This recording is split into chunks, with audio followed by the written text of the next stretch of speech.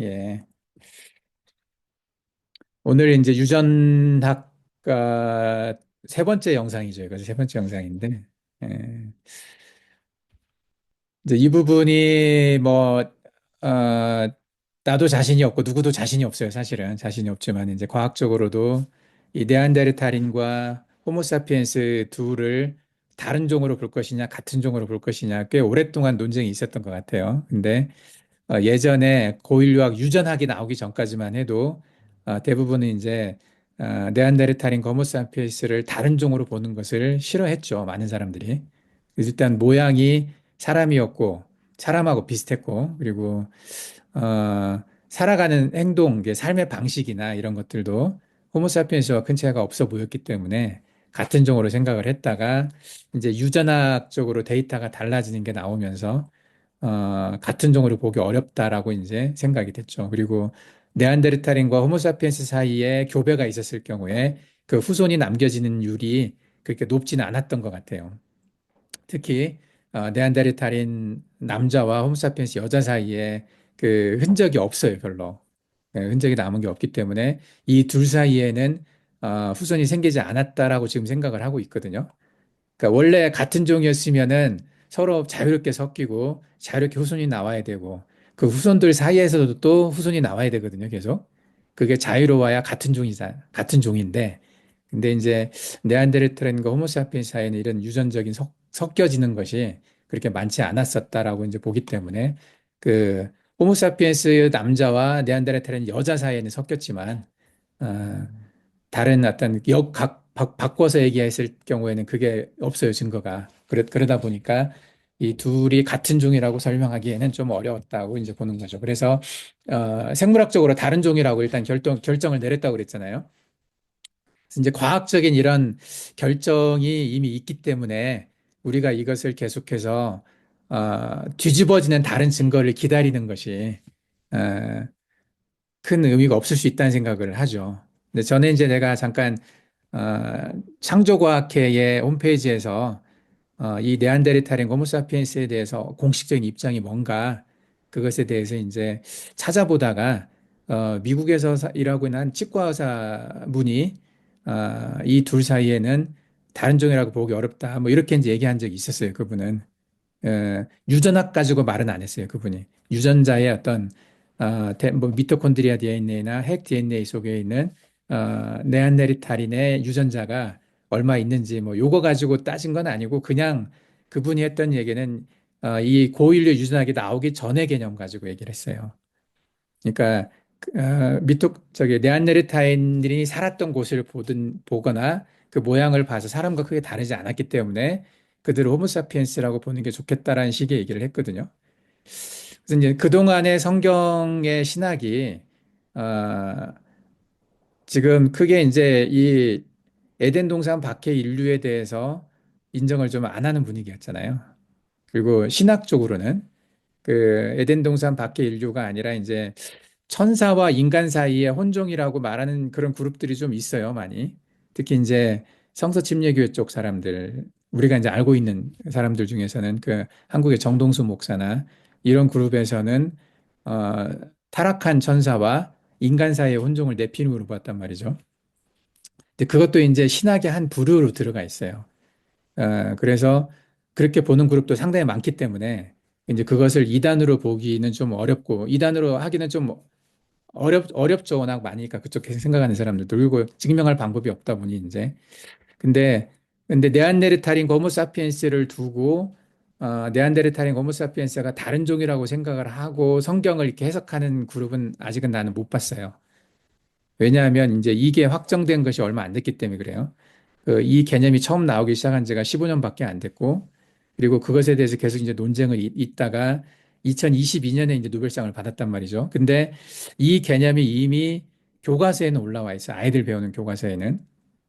한국에서도 보면 교육부 공식적인 사이트에 호모사피엔스와 네안데르탈인이 이제 호미닌이라는 어떤 인류를 설명을 할 때, 고인류를 설명을 할 때 호모사피엔스와 네안데르탈인, 데니소바인 이런 그룹을 인정하는 게 지금 이제 그 팩트가 돼버렸단 말이죠. 그래서 아이들이 이걸 다 배우고 있어요.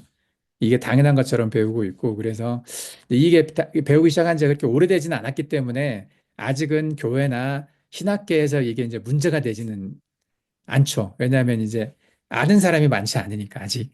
그러다 보니까 어, 학생이 교회에 와가지고 질문하지도 않고 우리 때 같으면은 창세기 배울 때 질문 많이 했거든요. 진화론 가지고 한국에서 이제 학교에서는 진화론을 배우니까 창조론이 아니라 그 진화론적인 개념을 배우고 이제 교회 와서 헷갈리니까 교회에서는 그렇지 않다고 배웠는데 학교에서는 진화론을 배우니까 근데 그때 교회에서 답을 할 때 진화론은 그것도 믿음이다. 과학적인 팩트가 아니다라고 얘기를 했거든요.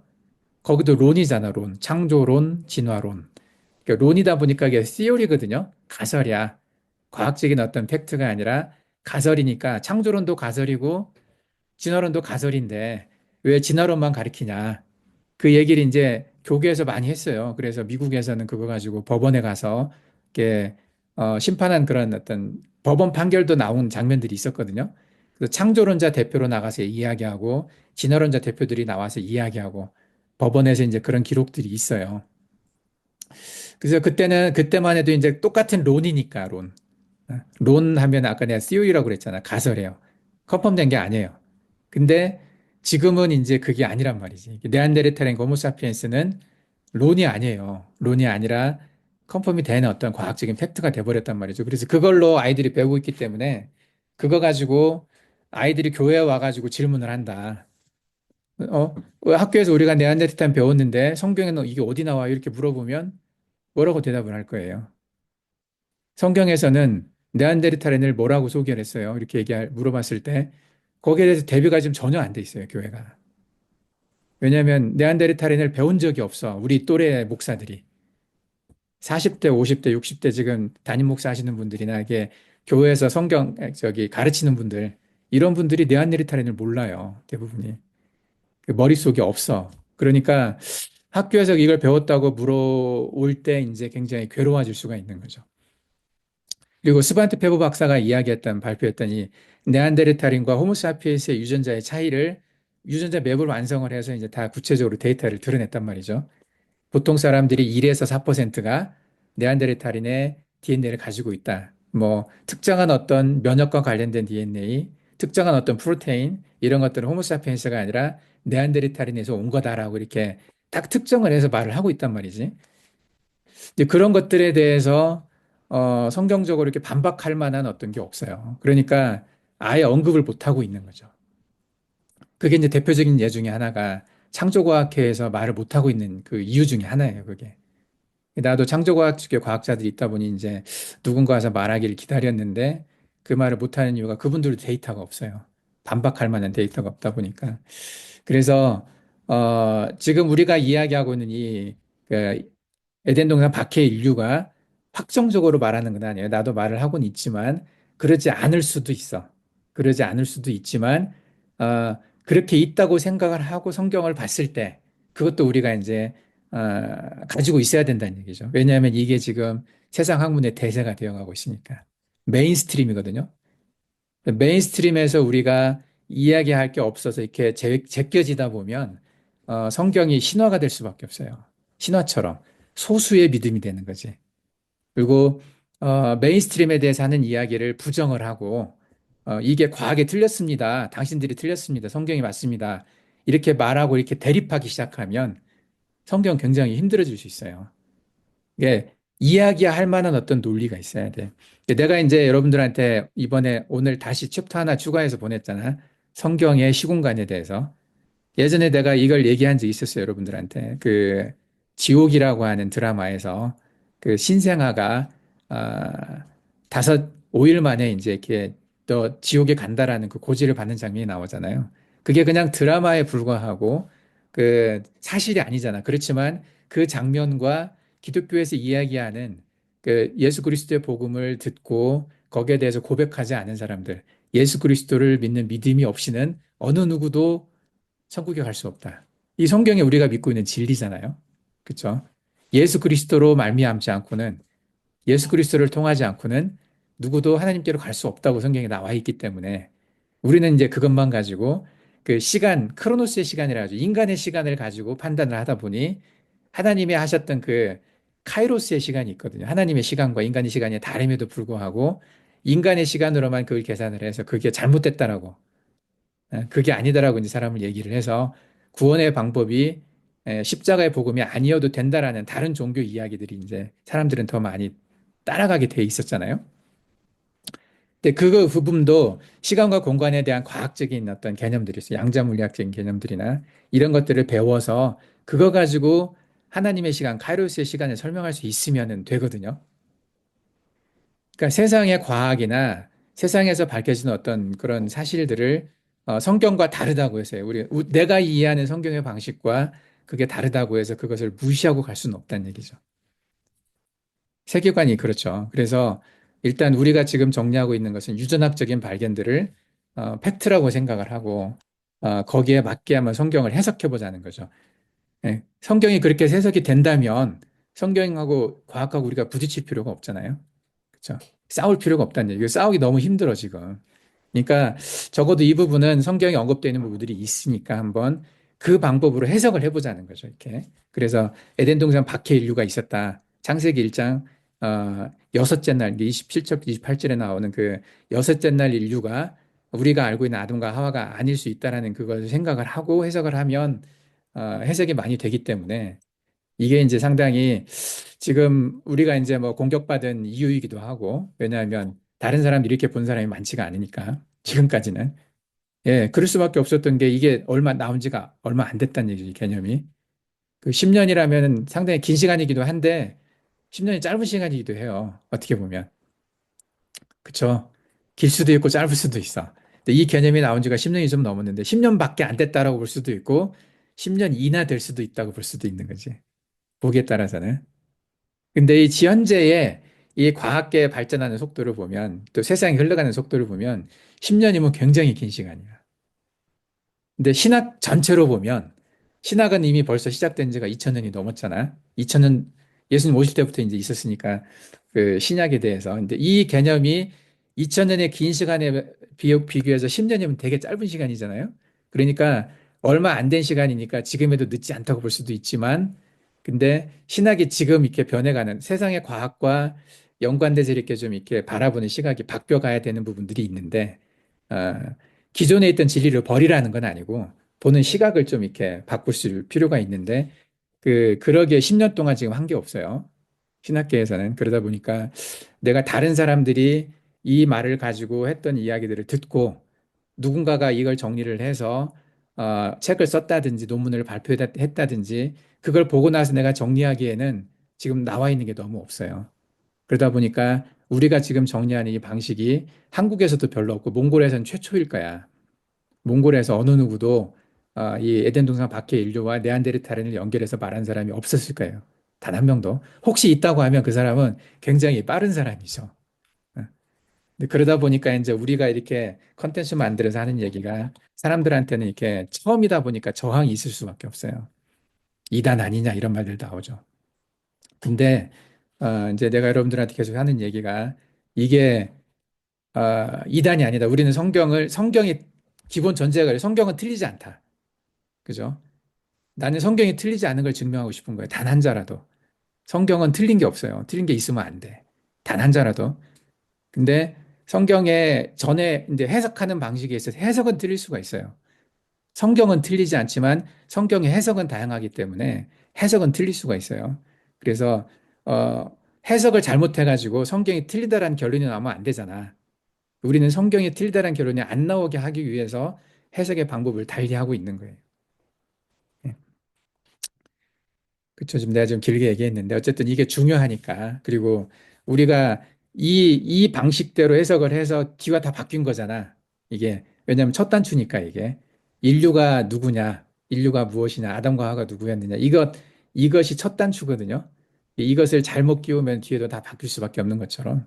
그래서 나중에 이제 노아의 뭐 아들 문제나, 그리고 예수 그리스도가 오시는 계보, 그리고 적그리스도가 오게 되는 어떤 계보, 혈통이 있잖아요. 이것을 얘기하는 이유가 이제 이 네안데르탈인과 관련이 있다. 되게 많이 있다고 이제 보기 때문에 그래서 이 후성 유전학이나 고인류 유전학에 대해서 굉장히 중요하게 생각을 하는 거예요. 왜냐하면 이게 키포인트 같은 거예요. 열쇠 같은 어떤 그런 느낌이 있어서 이제 이 시각으로 바라보는 게 중요한 것 같아서 사실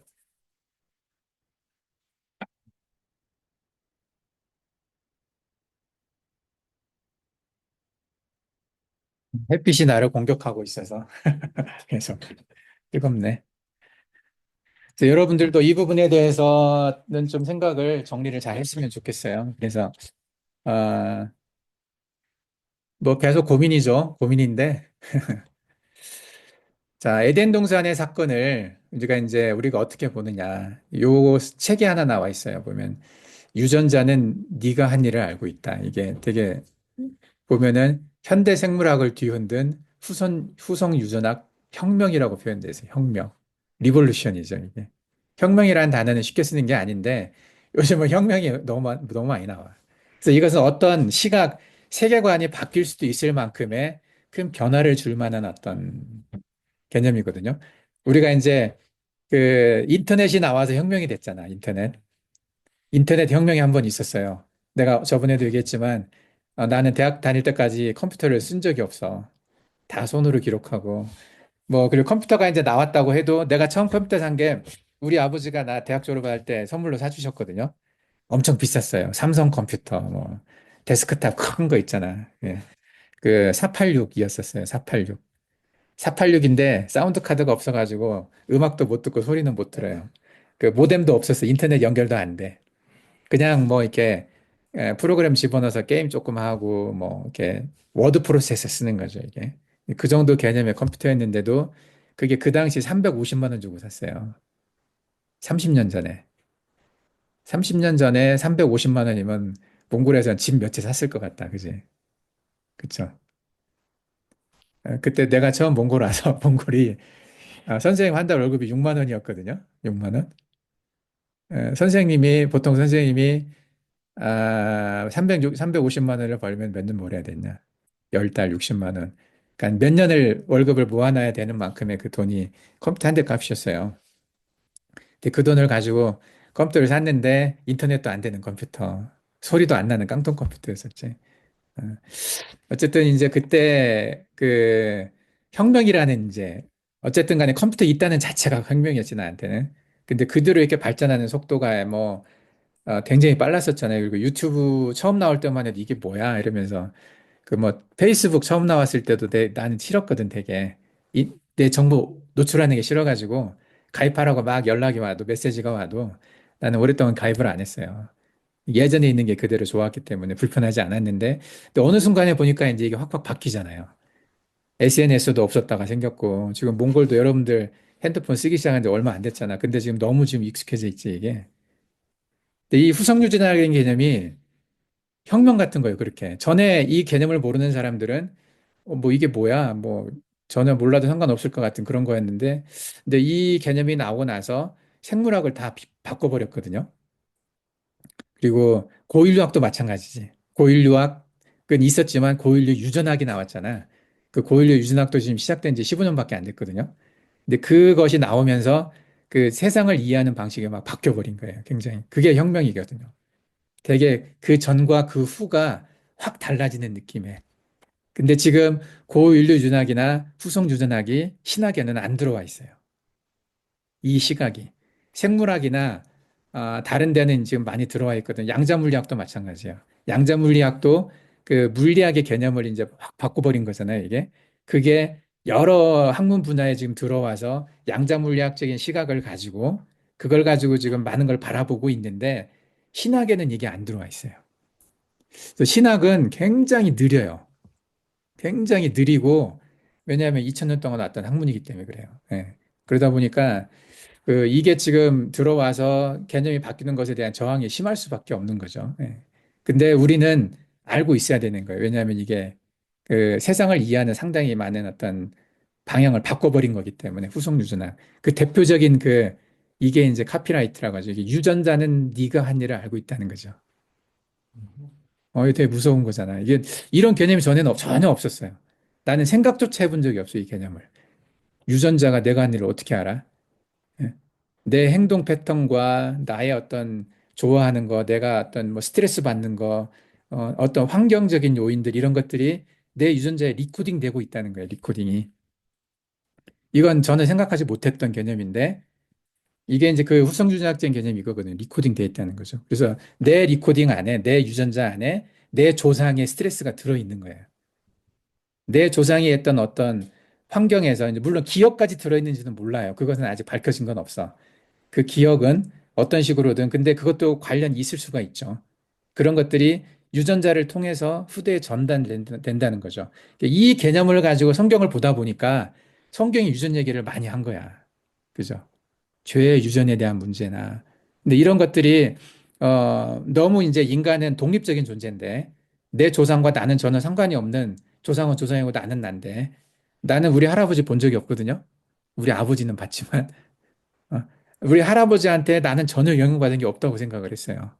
왜냐하면 내가 태어나기 전에 돌아가셨거든. 근데 우리 아버지 안에 우리 할아버지 유전자가 있잖아요. 그리고 우리 아버지의 유전자를 또 내가 받았단 말이지. 이렇게 생각을 하면 연결돼 있는 거죠. 우리 조상의 어떤. 그래서 이 조상이라는 단어가 그 과학과 현대 과학을 얘기하는 사람들한테는 이게 미신 같다는 생각이 들잖아요. 미신. 미신이 뭔지 알아요? 미신? 비과학적인 거, 과학이 아닌 거. 뭐 샤먼들이나 뭐 버나 이런 사람들이 그런 얘기 하죠. 조상 얘기 하죠. 근데 기독교인은 과학적인 사람들이니까 조상 얘기하면 안 된다고 생각을 하는데 따져보면 성경에도 그 말이 있단 말이죠. 조상과 내가 연결된 죄로 연결돼 있어요. 죄가 유전이 돼. 가문의 어떤 문제들이 그 후손에 연결이 된단 말이죠, 이게. 그런 내용들이 성경에 좀 있거든요. 근데 그것과 이 후성주전학이었던 이 카피라이트를 보면 연결이 되는 거죠, 이게. 그래서 성경을 설명을 할 때 예전에 우리가 덮어놨던 많은 부분들 이해가 안 돼서 또 비과학적이어서 또 미신 같아서 덮어놨던 많은 부분들이 이 현대 과학으로 이게 증명되는, 연결되는 부분들이 생기는 거죠, 많이. 예. 그래서 그걸 우리가 알아야 되는데, 유전학적으로는 이 후성유전학적이고, 물리학으로는 양자물리학이에요.